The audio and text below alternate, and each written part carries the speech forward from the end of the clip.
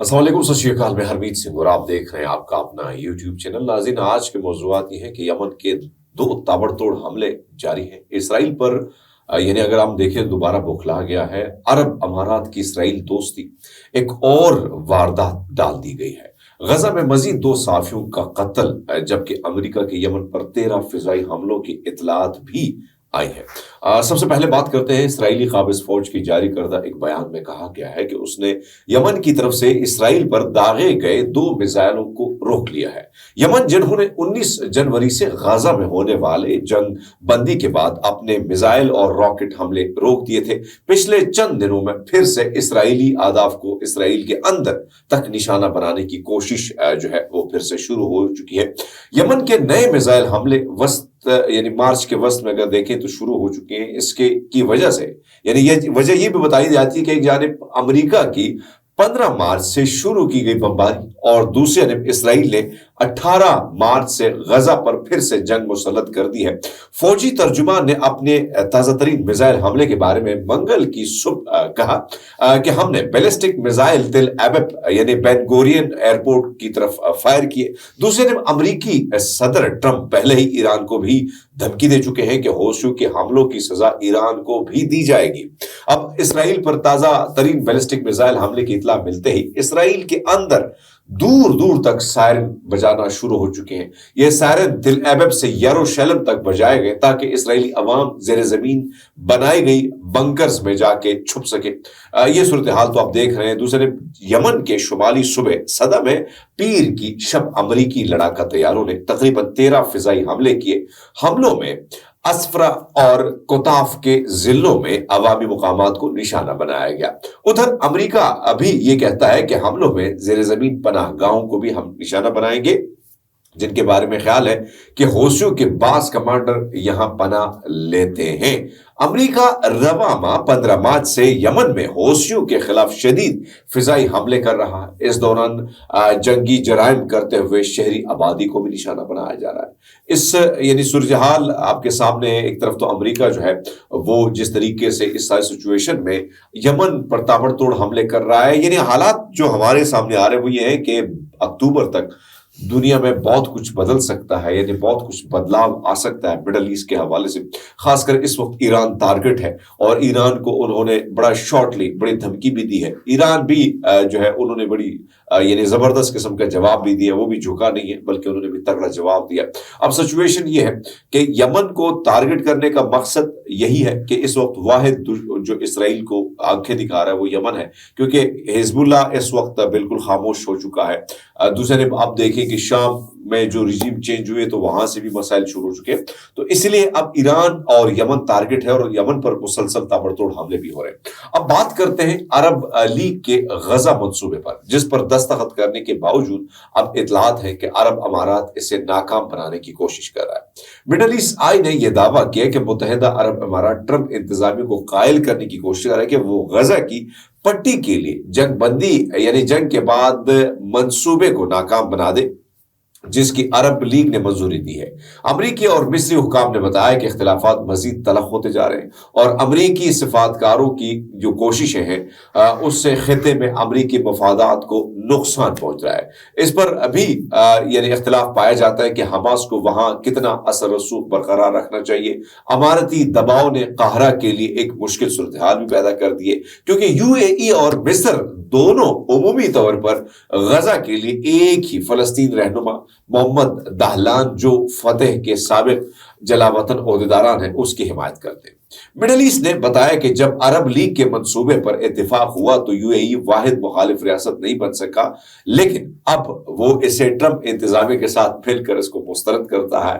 You a E white house تک اپنی غیر معمولی رسائی کا فائدہ اٹھاتے ہوئے اس منصوبے کو ناقابل عمل قرار دے رہا ہے اور قاہرہ پر الزام لگا رہا ہے کہ وہ حماس کو ضرورت سے زیادہ اثر رسوخ دے رہا ہے۔ غزہ کی بات اگر کریں تو 2 مزید فلسطینی صحافی اسرائیلی حملوں میں شہید ہو چکے، جس کے بعد غزہ کی پٹی میں یعنی اکتوبر 2023 کے بعد شروع ہونے والے ان حملوں میں اسرائیلی حملوں کے دوران شہید ہونے والے جو صحافی ہیں ان کی تعداد 208 تک پہنچ گئی ہے۔ غزہ کے گورنمنٹ میڈیا آفس نے ایک بیان میں اعلان کیا کہ قطر کے الجزیرہ ٹی وی چینل کے نمائندے حسام شبات پیر کے روز شمالی غزہ میں ایک اسرائیلی حملے میں شہید ہو گئے۔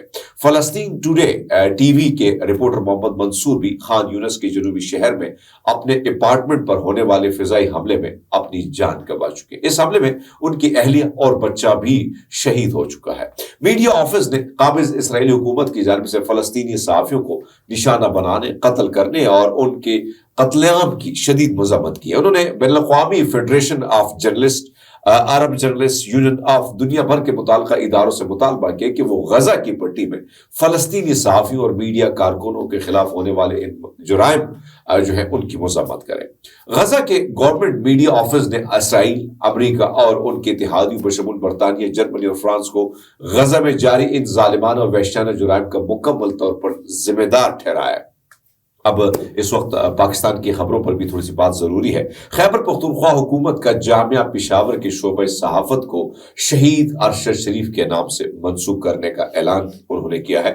وزیر اعلیٰ علی امین گنڈاپور نے اعلان کیا ہے کہ صوبائی حکومت جامعہ پشاور کے شعبہ صحافت کو شہید جو ہمارے صحافی ہیں ارشد شریف صاحب ان کے نام سے منسوب کرے گی۔ یہ فیصلہ انہوں نے کل اطہر کاظمی کے ایک سوال پر کیا، جس پر وزیر اعلیٰ نے عمل درآمد کا وعدہ کیا۔ خیبر پختونخوا حکومت جو ہے وہ اب پشاور یونیورسٹی کے شعبہ صحافت کو شہید ارشد شریف کے نام سے منسوب کرنے کا فیصلہ نہ صرف ایک خراج تحسین ہے، بلکہ یہ آزادی صحافت اور سچ کی آواز بننے والے صحافیوں کے لیے ایک مضبوط پیغام ہے۔ ارشد شریف نے اپنی یعنی بے خوف صحافت، تحقیقاتی رپورٹس اور حقائق سامنے لانے کے عزم کی کہ باعث عوام میں مقبول تھے۔ ان کا قتل صحافی برادری کے لیے ایک بڑا صدمہ ہے، اور اب ان کے نام سے صحافت کے شعبے کو منسوب کرنا نئے صحافیوں کے لیے حوصلے اور جرت کی علامت بن چکا ہے۔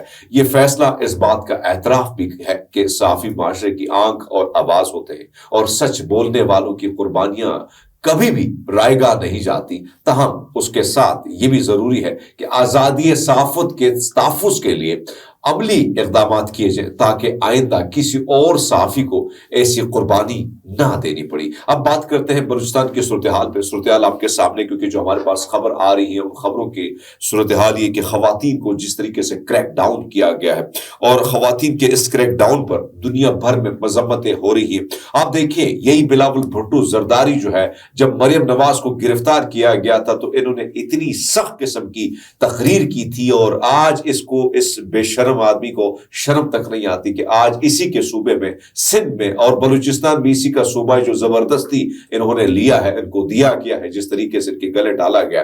تو آپ مجھے بتائیں کہ وہاں پہ کیا وہ کسی کی بہن بیٹیاں نہیں ہیں؟ کیا اگر وہ اپنے حق کے لیے آواز بلند کرتی ہیں تو کیا ان کا یہی گناہ ہے؟ کیا آپ کے آئین نے یہ حق نہیں دیا کہ جو پرامن احتجاج ہے وہ ہر شہری کا حق ہے؟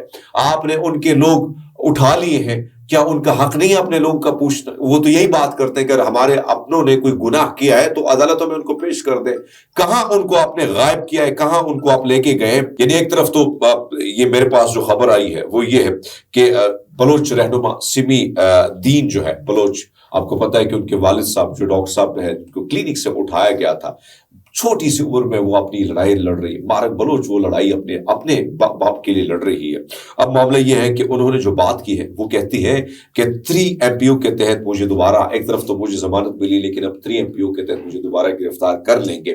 ان کو گرفتار، اگر آپ اندازہ لگا لیں کہ کسی کو نہیں بخشا جا رہا ہے، کسی کو نہیں چھوڑا جا رہا ہے۔ ایک طرف تو یہ کریک ڈاؤن جو آپ کے سامنے ہے، یعنی یہ صورتحال ہے بلوچ۔ آپ میں ہمیشہ یہ بات کرتا ہوں کہ جن کے ساتھ بات کرنا ضروری ہے آپ ان سے بات نہیں کر رہے ہیں، آپ ان کے زخموں پر مزید نمک چھڑک رہے ہیں۔ یہ تصویریں جو اس وقت چل رہی ہیں اسکرین پر آپ دیکھ رہی ہیں، کسی کی بہن بیٹی ہے، یہ اس پاکستان کی بیٹی ہے، اور یہاں پہ میں دیکھ رہا ہوں کہ ٹاؤٹ سے صحافی جو ہیں وہ ان پر سوال اٹھا رہے ہیں۔ وہ پرسوں ایک بندے نے کہا کہ مارک بلوچ جھوٹ بولتی کہ جو ہے وہ اس نے کپڑے بیچے اور وہ ڈاکٹر بنی۔ میں بلوچستان گیا، مجھے پتا ہے کہ وہاں کا ایک سوٹ جو ہے جو خواتین کے لیے بنتا ہے، جس طریقے سے جس محنت سے بنایا جاتا ہے، لاکھوں میں اس کی قیمت ہوتی ہے۔ کبھی جا کے تو دیکھیں کسی کا کلچر، کسی کے ریت رواج، جا کے یہاں پہ اسٹوڈیو پہ بیٹھ کے آپ لوگوں کے ریت رواج پہ لوگوں کا مذاق اڑاتے ہیں۔ ہمیں اس پہ فخر ہے کہ جیسے تیسے کر کے اس نے کم سے کم ڈاکٹر تو بنی، لیکن ریاست نے اس کے ساتھ کیا کس جبر، کس فستائیت کا اس کو شکار بنایا ہے۔ آپ کو نہیں احساس ہے؟ ہم یہ بات بار ہاں یہ کہہ رہے ہیں کہ یہ خواتین جو ہیں یہ وہی خواتین ہیں جنہوں نے آپ نے جن جاگیرداروں کو، جن وڈیروں کو، جن سرداروں کو آپ نے ہمیشہ سپورٹ کیا، ان کو اقتدار کی کرسی پر جو ہے عوام کے مینڈیٹ کے مخالف بٹھایا، آج ایک مڈل کلاسیا خاتون اٹھ کھڑی ہوتی ہے اور پورے ان جاگیرداروں اور سرداروں کے آپ کا جو کے بنائے جو لوگ تھے ان کو بلیا بیٹھ کر کے آگے کی طرف نکلتی ہے۔ آپ اتنے خوفزدہ ہیں اس سے، بات کریں اس سے۔ مجھے آج بھی یاد ہے کہ مجھے یاد ہے کہ جب دسمبر میں وہ ادھر آئی تھی، جب ان پہ پانی پھینکا گیا تو سب سے پہلا سوال میں نے اٹھایا تھا کہ یہ بہن بیٹی ہماری ہیں، ان کے سروں میں چادر ہمیں پہنانی چاہیے، ان کو گرم لیاف، ان کو گرم بسترے دینے چاہیے، ان کو چائے پلانے چاہیے۔ یہ سب کچھ نہیں کرتے تو آپ نے اس کے اوپر ٹھنڈا پانی پھینک دیا، وہ بھی دسمبر میں، ٹھٹرتی سردی میں۔ ان کے ساتھ چھوٹے چھوٹے بچے، خواتین تھے۔ تو اب یہ جو کریک ڈاؤن ہے، اس سے آپ اندازہ لگا سکتے ہیں کہ اس پر جو ہے اختر مینگل نے بڑا سخت قسم کا بیان دیا۔ میں سنا لیتا ہوں، پھر آپ سے اجازت لیتے ہیں۔ انہوں نے لکھا ہے کہ جناب زرداری اور شریف صاحب، میں کبھی نہیں بھولوں گا۔ انہوں نے یہ بھی لکھا کہ جب مریم نواز اور فلیال تالپور کو گرفتار کیا گیا، ہم آپ کے ساتھ کھڑے تھے۔ انہوں نے کہا کیونکہ ہمارے لیے عزت سب سے پہلے اور عورت پر حملہ ہماری آخری حد ہے۔ ہم نے ہمیشہ عورت کی عزت پر سیاست سے بالاتر ہو کر کھڑے ہو کر فیصلہ کیا، لیکن آج میری بیٹیاں سڑکوں پر ہیں، دوپٹے کے بغیر ان کو گھسیٹا جا رہا ہے۔ یہ انہوں نے مزید لکھا ہے کہ اور آپ آج خاموش بنے بیٹھے ہیں، بلکہ اس گناہ میں آپ یعنی زرداری اور نواز شریف آپ برابر کے شریک ہیں۔ میں یہ کبھی نہیں بھولوں گا، یہ ایک بلوچ کا وعدہ ہے۔ یہ اختر مینگل صاحب نے یہ جو ویڈیو آپ کے سامنے تک رہی ہے، یا ہماری بچیوں کی جو بہن بیٹیوں کی جو تصاویر سامنے آ رہی ہے، پوری دنیا ہم پر تھو تھو کر رہی ہے کہ ہم انسانی حقوق کی بات کر رہے ہیں۔ انسانی حقوق کی جو پامالیاں ہو رہی ہیں، کیوں سمجھ نہیں پا رہے ہیں کہ اس طرح کے ظلم، اس طرح کی زیادتیاں مزید نفرتیں دلوں میں پیدا کرتی ہے۔ بہرحال دعا کیجیے گا پاکستان کو، ہم پاکستان کے لیے دعا گو ہیں۔ اللہ تعالیٰ جو ہے یہاں اس شیطانی نظروں سے اس ملک کو بچائے اور اس ملک کو امن کا گہوارہ بنائے۔ اب تک کے لیے اتنی، بہت سارا خیال رکھیے گا۔ اللہ حافظ۔